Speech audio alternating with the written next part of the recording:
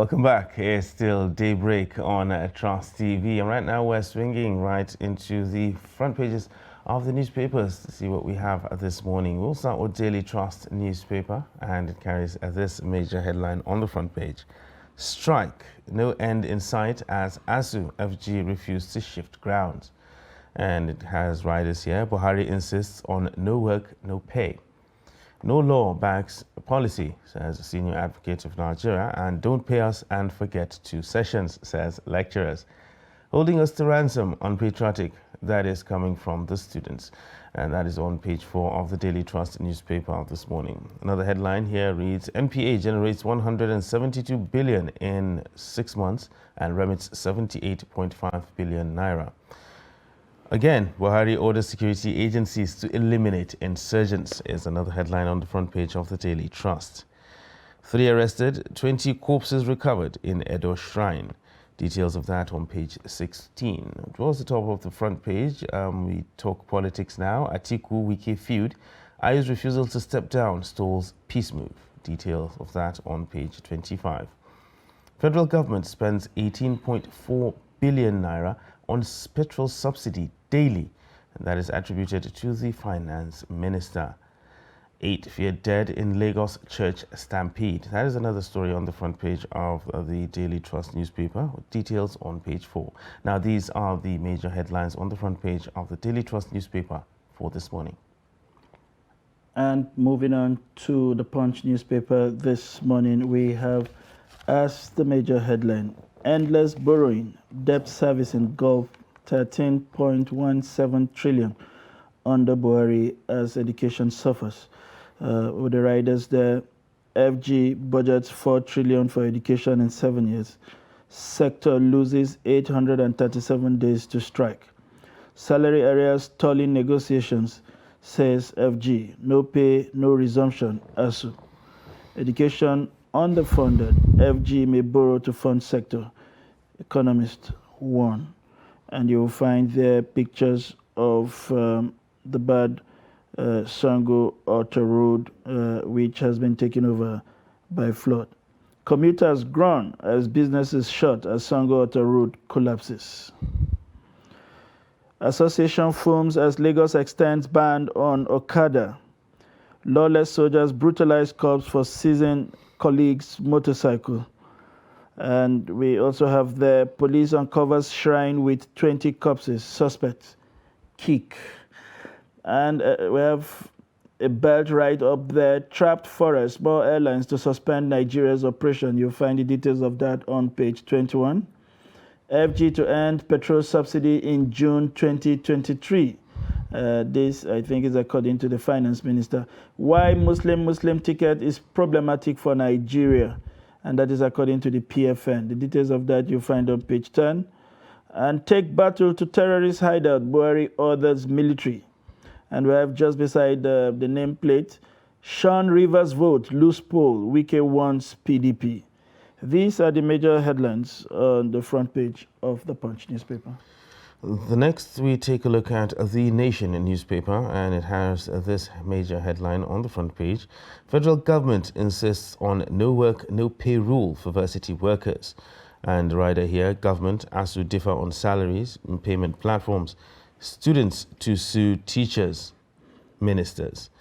That is the major headline on the front page of The Nation newspaper. And talking politics on The Nation, Tinubu Shetima ticket best for Nigeria now, says APC chair.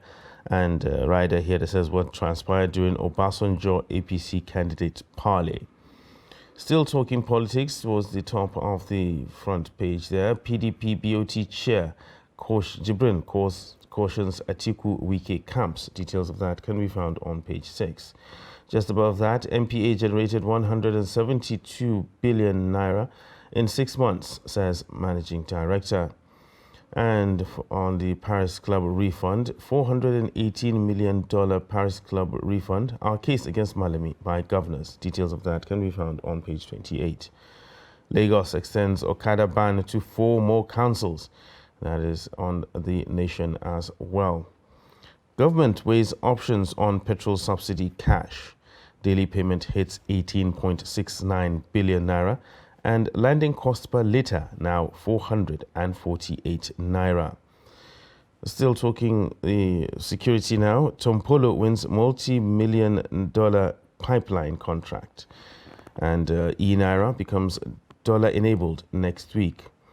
Meanwhile, coming back to politics now, it says 7-man caretaker body to run Oshun PDP. Now, these are the major headlines on the front page of the Nation newspaper this morning. And we'll move on now to Business Day, something slightly different from the regular offering this morning. On Business Day, the major headline this morning is Flared gas in 7 months equals Nigeria's power capacity. That's huge. And then we have other stories right there on the front page. Residential property market cools on 76% power tariff hike. Teachers in misery over state's refusal to pay 30,000 minimum wage. And from the insurance sector beats half-year expectations on tech adoptions. And we have right there above the nameplate, hope for artists as new copyright bill awaits Buhari's accent. And finally, we also have 1 year on PIA struggles to brighten Nigeria's oil outlook. These are the major servings on the front page of Business Day this morning. All right, the next newspaper we're going to be looking at is News Direct, and it carries this headline: NNPC's 18.69 billion naira daily expenditure on subsidy worries the Federal Executive Council. That's the finance minister. And right here that says no personal access to bank statement of NNPC. Okada, Lagos government extends ban to 4 more local governments, 5 LCDAs from September 1. 6-month strike. FG, ASU adamant disagree on peace proposals. And towards the top of the front page, CIBN hosts largest banking confab in Africa. Ogun confirms 4 cases of monkeypox. Details of that can be found on the Nigeria News Direct. And talking politics, 2023, Tinubu is wealth creator. Nigeria needs him, says Keyamo. Now, these are the major stories on the front page of the Nigerian News Direct newspaper this morning. And moving on to the flagship, the Guardian newspaper this morning, we have as the major headline, experts tax Buhari governors on how to rescue alien economy. And the writers there, inflation rates balloons by 170% under Buhari in 7 years. Why government must embark on urgent sweeping reforms. President, governors must agree on PMS subsidy removal timeline. And one more there. Focus more on agri sector insecurity to stem food inflation, FG told. And we arrive the special reports that has been running for some days on how Nigerian universities can become the incubator for talent. You'll find that on page 4 and 5 with adorning pictures of some of Nigeria's brightest at the just concluded Commonwealth Games and the athletic events that ended a couple of weeks ago. ISWAP terrorists kidnapped 6 Borno farmers. You'll find that on page 29. And we will resolve Atiku Wike feud, BOT chair assures. The details of that you'll find on page 6. And just below the name marks we have, we won't pay you for strike period, FG tells ASU. Same fate ticket may jeopardize peaceful coexistence, United Nations says. Peaceful coexistence and a United Nations says PFN.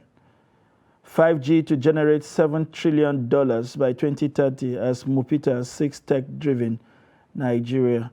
And MPA generate 172.3 billion revenue in H1 2022 and remit 78.4 billion. You find the details of that on page 21. These are the details of the Guardian newspaper this morning.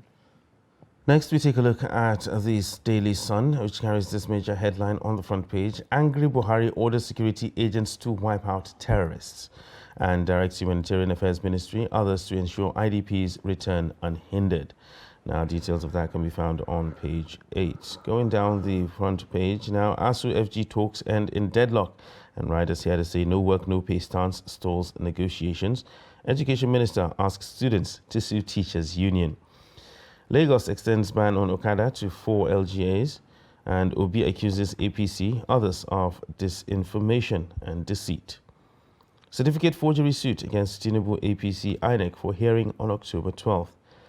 The headlines here, still on politics. Oshun Guba court strikes out suit seeking to nullify Adeleke's nomination. Details of that on page 27. Looking at the economy now, transactions on eNaira app hit 4 billion naira, says Emefiele, and Nigeria spends 18 billion naira daily on subsidy, says the finance minister. Circling back to security, soldier, 2 gunmen, lady killed in Abia. Details of that on page 4. And we take this headline on politics. 2023, PDP goofed by not zoning to southeast, says APC chair. And the rider that says predicts LP will take opposition parties' votes in the region and the south-south. Down the bottom of the page here is the headline, Adamu brands Jonathan's Almajiri program a failure. Details of that on page 28. Now, these are the major headlines on the front page of the Daily Sun newspaper this morning. We move on to the Vanguard newspaper, and the major savings from the Vanguard reads 18.3 billion naira spent on fuel subsidy per day. That's according to the federal government. Says 6.2 trillion paid from 2013 to 2021, projects 3.35 trillion in MTEF for 6 months in 2023, and fears it can't continue to carry burden. And you have the meetings, the pictures of the meetings of the Governors Forum yesterday, standing right in the frames, the governors of Ondo, Edo, and I think that of Ekiti, Oshun, if I'm not mistaken. We have other stories there. Buhari ordered security agents to kill terrorists in their den. Lagos extend Okada ban to 4 more local government areas. Closed door meetings. Obasanjo assured Tinubu of victory. Gbajabia Miller. eNaira transaction hits 4 billion. That's according to Emefiele. And varsity union strike. FG insists on no work, no pay policy. Some northern governors destroying primary education, according to federal government. Oshun governorship polls. Court dismisses suit seeking nullification of Adeleke's candidacy. You'll find the details of that on page 10. And right above the name marks, how shutdown of national grid threatened Nigeria's security. This is coming from an expert. $600 million trapped fund, foreign airlines, mall pullouts of Nigeria. And 2023 Muslim ticket best strategy for APC's victory, Adamu. And you have the first coronation anniversary of the monarch of Warri, Ogiame Atuese III, with the Heart of Empowerment there. You'll find the details of that story on page 19. And finally, we have FG blocks mobile payments and telecom network access to online loan firms. These are the major headlines on the front page of the Vanguard newspaper. We would take a quick breather. When we return, our analyst would join us in the studio to give you details of the major headlines from the newspaper this morning. Please stay with us. But in a situation where you find that a look at the same, not necessarily tribal or regional. I have said that.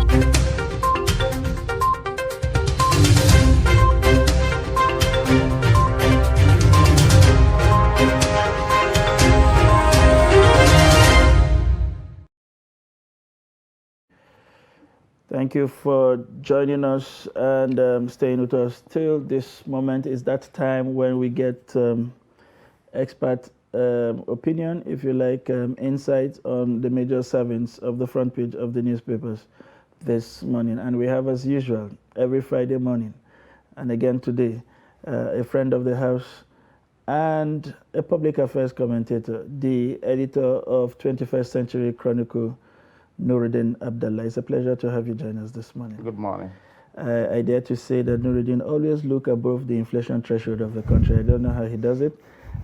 Myself and Ibrahim will have to take our time someday to find a way to operate above that inflation threshold.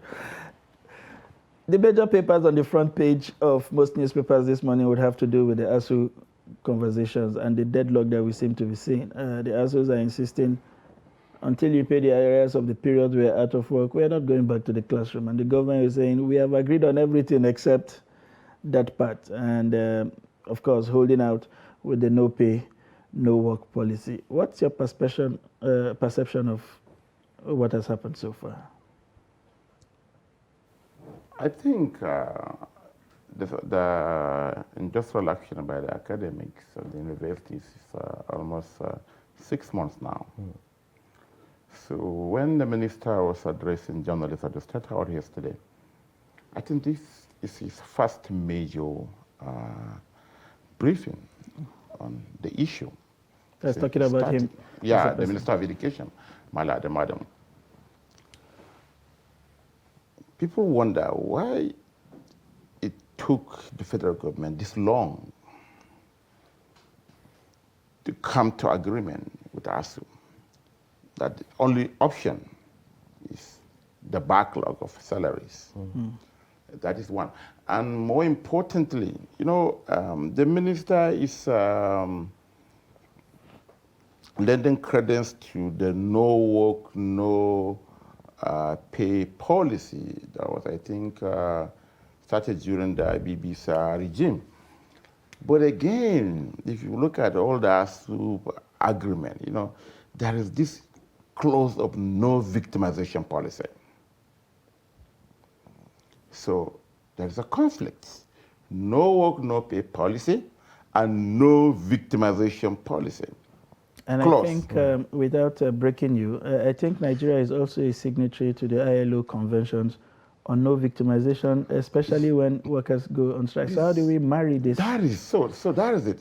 So the most important thing is the government should have been proactive. This thing has been going on long ago. And if you look at what ASU is saying, say that when Professor Munzali led committee that work on the renegotiated deal, the negotiation of 2019, so it took more than a year for this administration to even speak on the AFSM reports. So now we have the NIMI BRICS committee. Whichever angle you look at it, you can pick, you can, you know, exculpate the federal government from blame. It allowed the strike to linger for 6 months. And now they are saying that they are not going to pay the backlog. And during the last strike by ASU, you remember, it was the same decision announced by the federal government, but the later cave in. They have to pay. If, for instance, the no work, no policy, no work, no pay policy is a law, the same federal government under Buhari has broken that law by paying us during the last strike. Yeah, they were not the classrooms, but they were paid. So what's the difference now? So I think generally the federal government should be proactive, and unfortunately, you know, like it should be, this conflict should be resolved diplomatically. But unfortunately, the federal government ministers who are engaged in this, I think minus the Adamu, Chris Ngige, the labor minister, is combative. His utterances, his actions, if you look at how he relates with the resident doctors, now ASU, you know, it's not helping matter. The same thing with his deputy, Festus Keyamo SN. They are all, you know, combatants in terms of, and ASU is not like any other union, no. I think it's the only union that, you know, they withstood military dictatorship. I think the only union that the government, right from the military death, is not succeeded breaking their backbone. The federal government must come to them. and you wait and see. It's an election year. So we're talking about what the federal government needs to do, what ASU is demanding. They're probably going to get that back pay that they're angling for. But what about the students? What do they get out of all this? They've lost 6 months already. Probably will lose a bit more. So I've been hearing the issue of compensation being bandied about. The federal government saying it's not their responsibility, that the students should take ASU to court for time wasted. What do the students get out of it? How do they get anything out of this? I think they are the worst hit, or they are the pounds in the game, And the minister, when he was saying the student, I laughed because the federal government asked the universities, ASU members are the employees of the federal government. So from the legal point of view, who is responsible for the closure of the university, understand? It should be the federal government taking, if the minister is really serious, the federal government should institute legal action against ASU if they think that can suffice. The student has the worst hit. No wonder you may keep on having people at the camps, NYC camps, who cannot write their names. Just look at the break, 6 months. Now by the time you go back, as we said that, it's not like doctors, that when they are off, the patient will die, they say that they will pay back, but how? So it means that even if they are to cover the 6 months, it will be in a serious rush. With all other problems, the student has the worst hit. The quality of education is collapsing. The university teachers, their psyche has been that of industrial action. Innovation and only other things aside. And look at the other one. While the public universities are closed, the private ones are not. And the minister, in the last 6 months that ASU has been on strike, how many universities has he licensed? Private universities. So unlike Rwanda, there was a news recently that Rwanda public and private schools in Rwanda are closing down. But in our own case, private schools are flourishing. Because if you take yourself, there's a very few states that you can take yourself to a public secondary school or even primary school. He may finish primary school without even spelling his name or her name. Same thing with the university. The only thing our lecturers know, their comrades, strike. Whatever the causes of the strikes are, they may be genuine, And you have a federal government that is irresponsive, you understand? They believe that, no, we can't be cowed by, but whatever it is, the students. So I think the best for the student now is to look. We're in an election year, and most of them have reached the voting age. So let's decide. We should vote a government that will not allow us to strike to linger for 6 months. Talking about voting for government, again yesterday the president in Borno charged the army to go into the Boko Haram dens or cocoons or whatever it is and flush them out. One would think that that charge is rather I don't know. Some analysts say the charge is redundant, given that the reason for the military intervention in itself is to go end them and not just keep guard of people in the city. But what do you make of this new charge to the army? I think if you add this new charge to the story you guys did the last week or so, this should be the 30th presidential directive. My understanding is this, like I said at the time here, maybe the charge actually are not from the president, maybe the one he said, most of the charges are as a response to a terrorist attack or a bandit attack or whatever, you understand, that the military. But it's like contracts, you as a government agent or even a private person, you award a contract a contractor, but without a monitoring and evaluation team. And MIE, monitoring and evaluation, is now key, particularly in project execution out of it. That's what the President Buhari's administration lacks. He gives directives. He should be reminded that, Mr. President, this is the 30th you have given, directive you have given in the last, let's say, 2 years, or 1 year, or 6 months. So what is happening? Why is it not being executed? If you look at it, the last, yesterday's directive is about Boko Haram. So how many of such directives have given? What happened to the execution of the directives? This is what the president should concern himself with. But unfortunately, there is no consequence. Mr. Sunday was given a directive to execute XYZ project. He refused to do it. And nothing happens. So that is it. Mala Ibrahim will learn from you. Just leave them, these people. Nothing will happen. So it became a vicious cycle.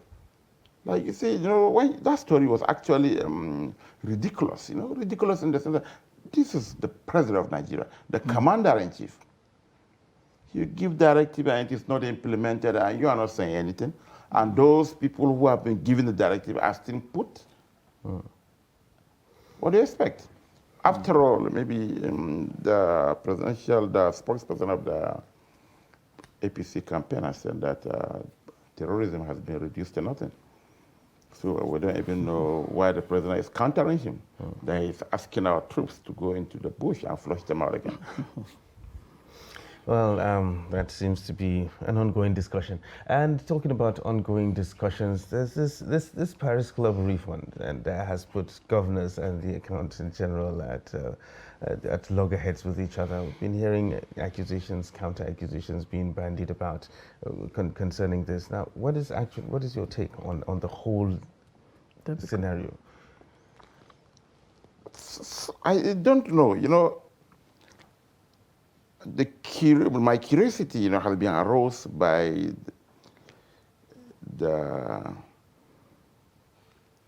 how fast the Attorney General is bent in implementing the judgment. You understand? So it's just like I mentioned it earlier here. It's just like that judgment from Abba. You remember on the Electoral Act. Nobody knew what happened. Well, we learned that he said that the judgment is being gazetted. So fast, you understand. And again, I think the governors have a genuine reason, particularly with dwindling revenue. Very few states are doing projects now because there is no money. The little they have, they are doing one electoral campaign or the The fault actually was that of the governors. When this matter was taken to the Federal High Court in Abuja here, they didn't pay attention to it. They didn't take it serious. And if, for instance, maybe if they have taken it that serious, that judgment would have been given in the first place.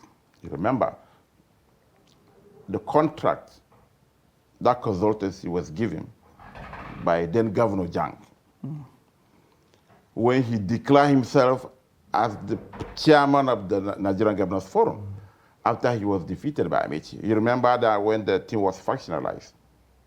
So he gave out those things on behalf of the states. So they didn't take him serious, but there was a judgment. So instead of the federal government, particularly the Attorney General, who is the chief law advisor of the government, to allow it maybe they wanted a stay of the execution of the judgment, but the judge in Abuja here rejected it. Maybe allow it to. There are so many ways of resolving this issue. If you remove $400 million from the coffers of the governors, the same Buhari's administration has to give the governors bailout. Because most of them cannot even pay salary. And it's an election year. So I think it should be resolved diplomatically. When they go and tell him, Mr. President, if you remove this money, we are APC governors, and the APC will fail in our state during this election, maybe he will call Attorney General, Minister of Justice order. Clearly, Malan Nuruddin is giving some way out for the APC governors to have this resolved head on. One final question before we let you go this beautiful Friday morning, and it has to do with the revelation from the finance minister that we spend about 18 billion naira on subsidy daily. And this is us looking for money to settle other very pressing engagements like the ASU strike. What do you make of this subsidy payment? I think it is unfortunate that we have reached that stage. 18 billion daily. Let's imagine what 18 billion can do to an average Nigerian. Talking about in terms of roads, in terms of hospitals, like what Ghana is doing, one hospital per every constituency, you understand? You know, so that they will have this universal coverage on health. Even boreholes, for instance, very few state capitals have a functioning public water system. Maybe Abuja and Lagos. Even Abuja, not all part of Abuja, you understand? So if you look out, and even this ASU issue, resolve it once and for all. But unfortunately, the president has a golden opportunity to end this madness. But because of political considerations, the PIA was there, would have ended it by June.